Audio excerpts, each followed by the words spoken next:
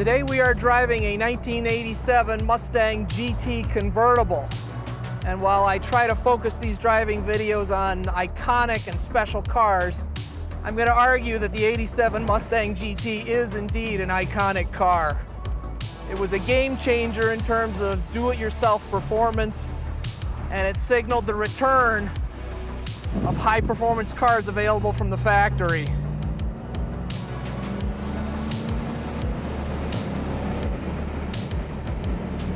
And that is exactly why. 225 horsepower, 300 pounds of torque from the legendary 5.0. 1987 was a turning point. It was the introduction of true multi-point fuel injection.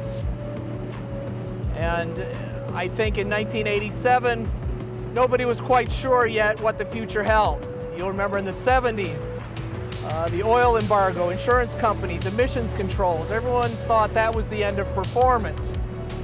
And then by the early 80s, when fuel injection started to come online, everybody just assumed you'd never be able to do it yourself again, and no one would ever be able to build a car that was fast. Well, the 87 Mustang GT changed all that.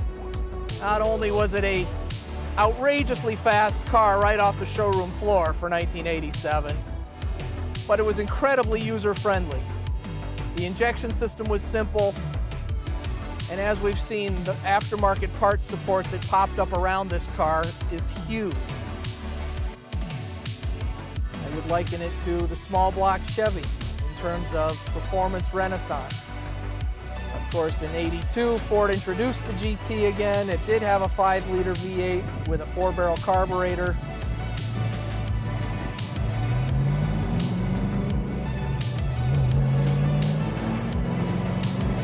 And that was kind of a signal that things were going to change.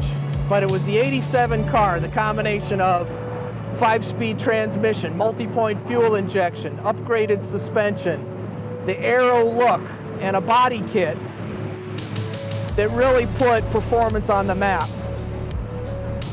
And you have to remember that even the Corvette was only making 245 horsepower, so 20 horsepower and about 30 or 40 pounds of torque over this Mustang in a package that wasn't all that much lighter.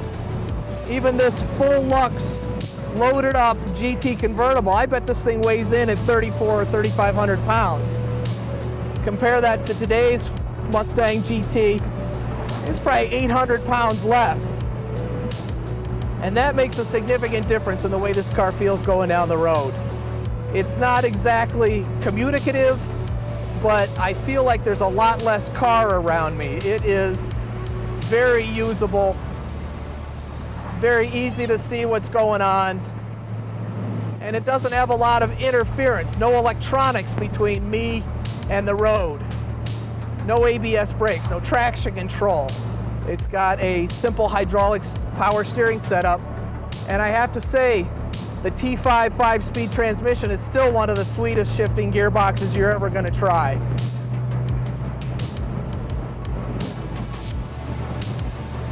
Well, I have to say, with 300 pound-feet of torque on tap, this car doesn't really need all 5 of those gears. There's acceleration available anywhere on the tack. This car is a one-owner, one-lady owner from new. It shows 26,000 miles, and it has never been modified, abused, raced, and that's fairly significant.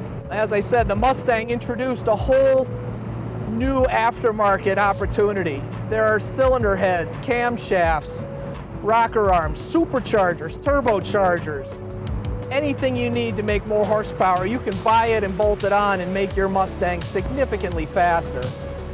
And that's why they have the legendary performance that they do. The 5.0 was always respected because you never knew what it had under the hood. But the flip side of that is that they were inexpensive. You had younger, more inexperienced drivers behind the wheel, and they just lived hard lives. And that's why this car is special. It's lived a good life, it's been properly maintained, and it has not been abused even a little bit. I bet this car's still on its original brake pads. It still has its original exhaust, still has its original rubber boot over the distributor. All that stuff is really incredible to find on what is a, well, now a 33-year-old Mustang 5-liter. I should probably admit that I'm a little bit biased. In September of 1992, when I was out of college, I went and purchased a 93 Mustang 5-liter LX Coupe right off the showroom floor, and I believe that that was probably about 14,000 bucks. And that was the going rate for arguably the nastiest car on the streets in that period.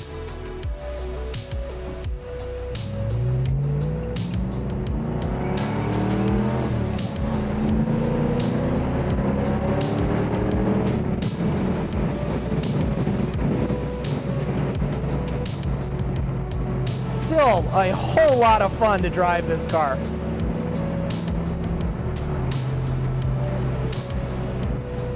The opportunities that cars like this represented in the 90s, just fantastic. So fast. They're never going to build a car like this.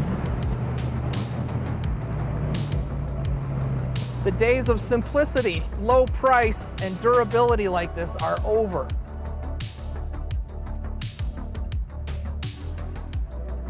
And it really was a game changer. I remember after I purchased my car, making some slight upgrades and going out Friday nights looking for a fight. And there were guys who wouldn't tangle with it just because of those 5.0 badges on the side, because you didn't know what anybody had under the hood. You didn't know what anyone was packing. And they could all do this.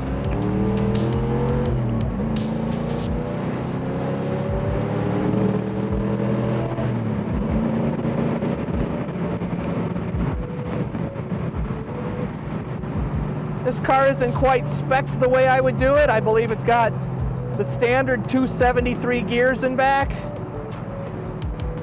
And I think I could probably use every bit of this ridiculous 85-mile-an-hour speedometer in third gear. I think second gear is probably good to about 65 miles an hour. But a set of 355 or 373 gears would completely transform this car without any other modifications to the engine. Feel like an extra 50 horsepower, and with the deep overdrive on the T5, it's still a great cruiser. I think I could still pull down 23 or 24 miles per gallon when I was soft pedaling my car. The GT has a different look. The body kit was very much a product of the 80s, particularly what they called the cheese grater taillights.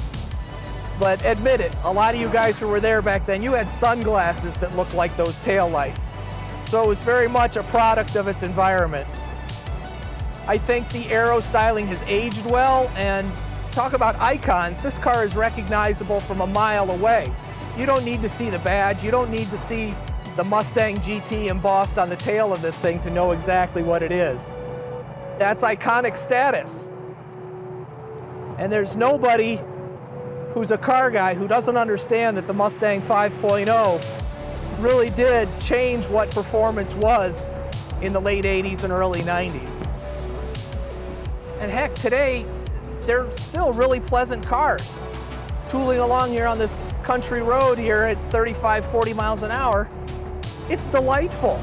It doesn't mind going slow. We're just loafing along here at about 1,800 RPM in fourth gear. And heck, it'll even pull fifth gear at that's about 1,200 RPM, and it doesn't mind even a little bit.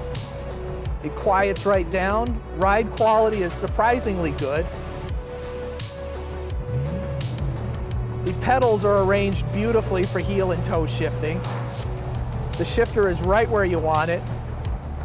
And Ford actually put together a very effective cockpit. Steering wheel right where you need it. Big legible gauges. Secondary controls right here in front of you, easy to grab, and the AC controls are big, easy to understand knobs. And the last modern car I got into that wasn't my own, I had to spend 20 minutes reading the shop manual to figure out how things work. Anybody can get in this car, have a good time within 10 seconds. That's effective engineering.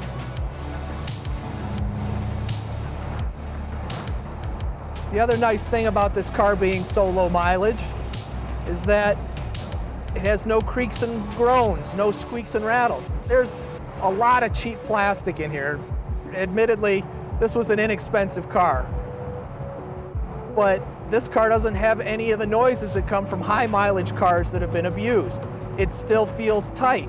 It still goes down the road without bouncing around or twisting itself into a pretzel. The convertible structural integrity was not amazing, but this car feels solid and robust, and even with the firm suspension that was built into these cars, it really rides nicely. And of course, with fuel injection, it idles perfectly, it stays cool. This one's making plenty of oil pressure, and everything works. Cruise control, all the power windows, air conditioning, everything works. The hardware was virtually indestructible. Even these seats are very comfortable, and they articulate quite a bit. The 87s had a lot of unique features that the later cars did not, including an adjustable thigh support here. It's got an inflatable lumbar support in it. And those were things that on a low-priced car like a Mustang seemed like miracles. But they were really thinking about how to make it a better performance car, how to appeal to people where it wasn't just an image. This was all about driving. And the sucker really does work well.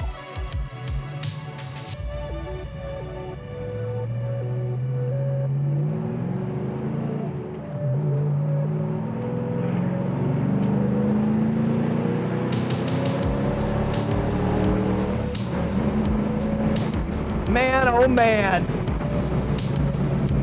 it's like coming home. I'm 22 years old again, driving my first 5-liter, and it is awesome.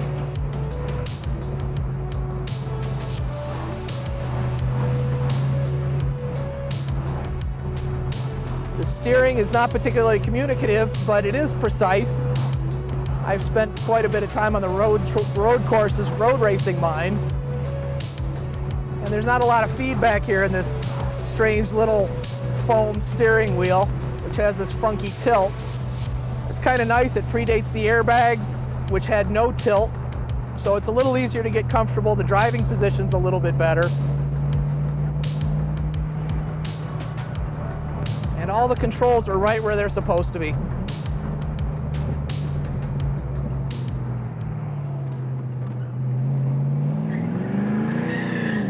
Yeah!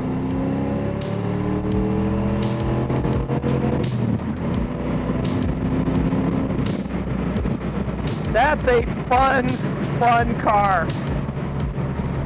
A, it's no wonder they sold these cars by the hundreds of thousands, and B, it's no wonder that a bunch of 16-year-old kids wrapped them around trees. This thing could really get you in trouble if you're not paying attention. No traction control, no stability control, no ABS brakes, none of that electronic stuff to bail you out. So you do have to pay attention. It is a tail-happy, high-torque, rear-wheel drive V8 car with a very heavy nose. But that also means that if you're able to make it sing and dance, it'll reward you with one of the best playmates you've ever owned.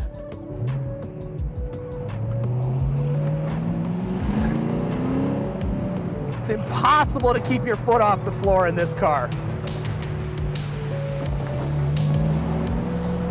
Torque everywhere, any gear, any speed, it's lunging forward.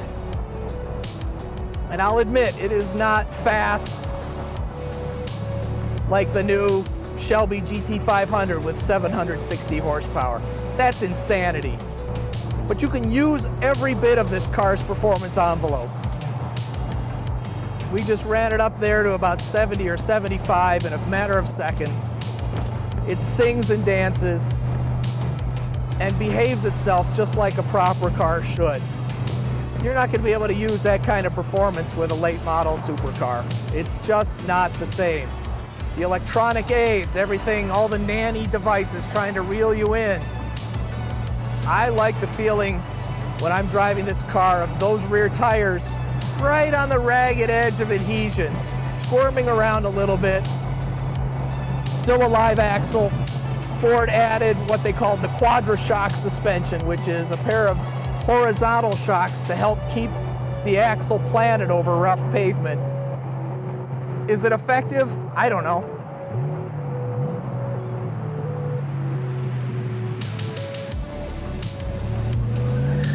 Yeah. God, I love these cars.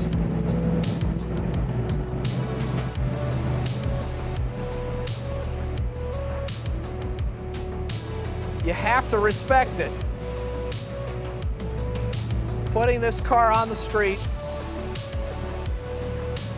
and selling it. Like I said, mine cost $13,000 and change, 14 grand. Putting those on the street, anybody could have one of the top tier performance cars of the era. I can't think of anything sold today that gets even close to those figures today. And man, we're just at 2,000 RPM, and the thing ignores hills, just pulls forward. Just a little more gear, and this thing is a completely different animal.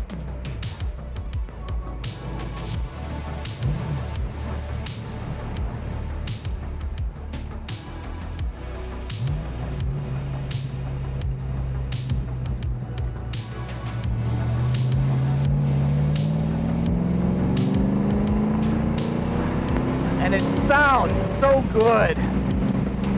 The convertible is the way to go because, man, this thing barks. There's a cackle on the overrun. Even through factory mufflers, this thing cackles.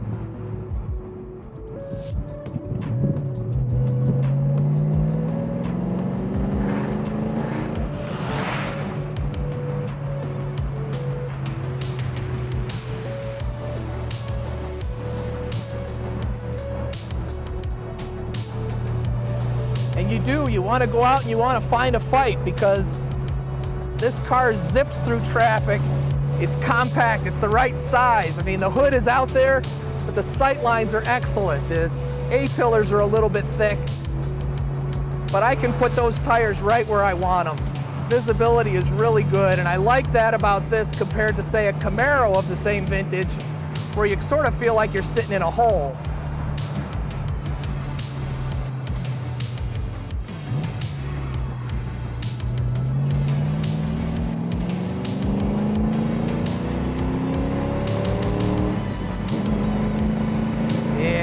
Yeah.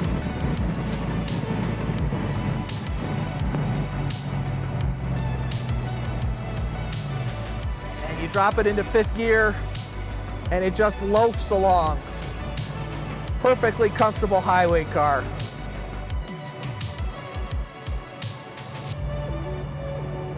Think of where we would be today if we didn't have the 5.0 behind us. Where would Mustangs be? Would General Motors ever have had to build 5.7 liter Camaros? Would we have the performance resurgence that we're enjoying? I'm not so sure. And it showed enthusiasts that computers, sensors, fuel injection is really the key. It wasn't going to lock you out, but they let you in to a whole new level of performance that's not only more usable, but more reliable, easier to service, and cleaner. For this stuff to be emissions legal, awesome.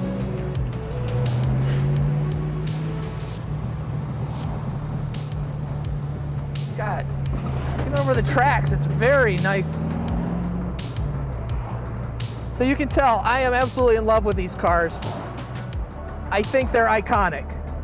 You may disagree, you might think it's just a 5 liter, but this car was a game changer. Thank you for riding along.